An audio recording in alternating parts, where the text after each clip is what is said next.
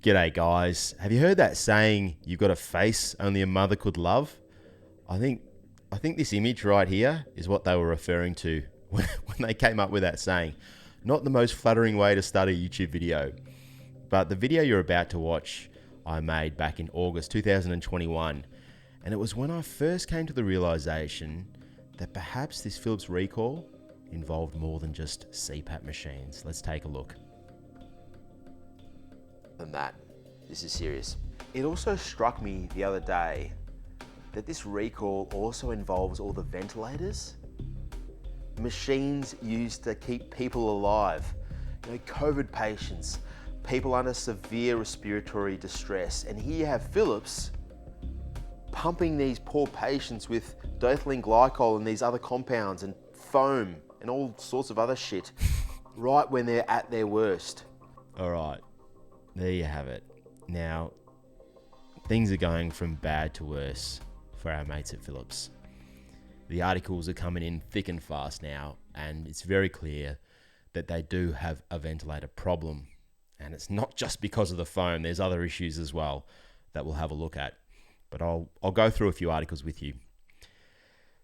This one's dated 22nd of March 2022 by Ricky Zip.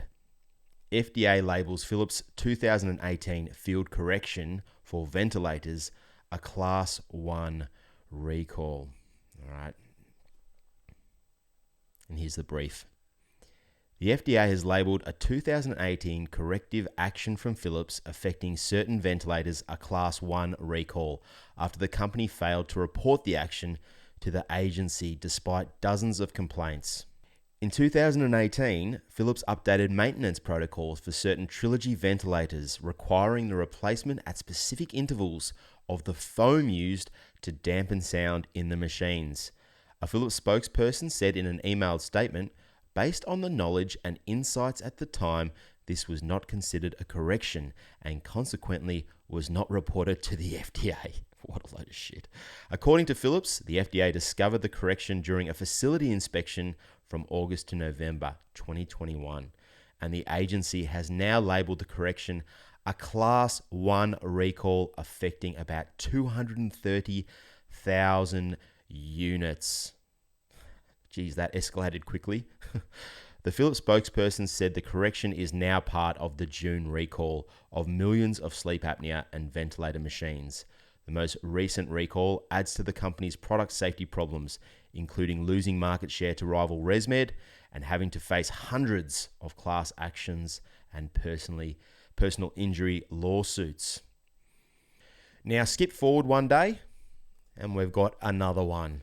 Another Philips ventilator recall gets Class 1 labelled from the FDA. Now this is a new one, a new Class 1 recall. Let's go down. Philips has started another recall of respiratory devices, flagging up problems with its Respironics V60 and V60 Plus ventilators that could cause serious injury or death. The recall, which is unrelated to the massive effort covering sound abatement foam,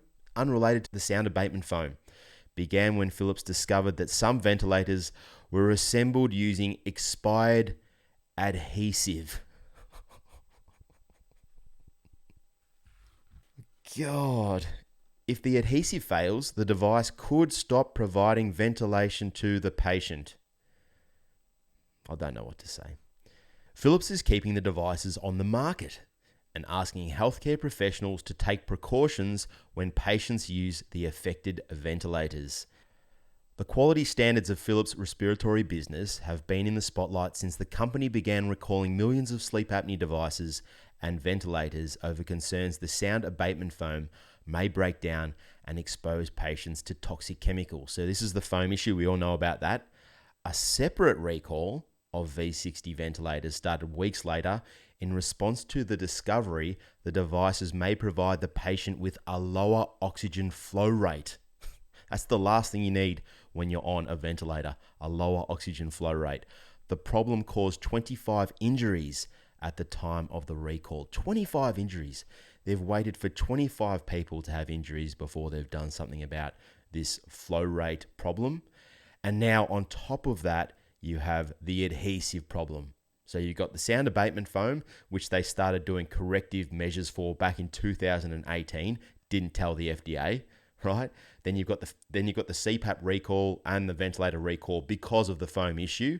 Then you've got the low flow rate, and now you've got the adhesive problem. So you've just got class 1 recalls coming out of your ass. I can't keep up with this shit. I mean, it's out of control now. If the adhesive fails, it could cause a capacitor support bracket to become loose and potentially damage the capacitors, which could cause the ventilator to stop providing ventilation to the patient. This failure may cause an alarm to notify the healthcare provider, or it may not sound any alarm at all. News of the new ventilator recall comes months after Philips expanded its program to repair and replace devices that use the potentially harmful sound abatement foam. So what you're seeing here, guys, is a massive expansion of this recall. It started out with 2 million, 3 million CPAP machines. Now it's 5 million CPAP machines. Now it's hundreds of thousands of ventilators. There's just this massive expansion of this recall, which is why it's going to take so much longer than 12 months to repair and replace all these devices. It is going to take 2 years. I called that initially in the beginning, and I'm sticking with that. And my mate over at ResMed, Mick Farrell, he agrees with me too. He thinks it's going to be March 2023, March to June 2023, when Philips are going to be able to come back into the market. Anyway, just thought I'd give you an update. Have a good day. See ya.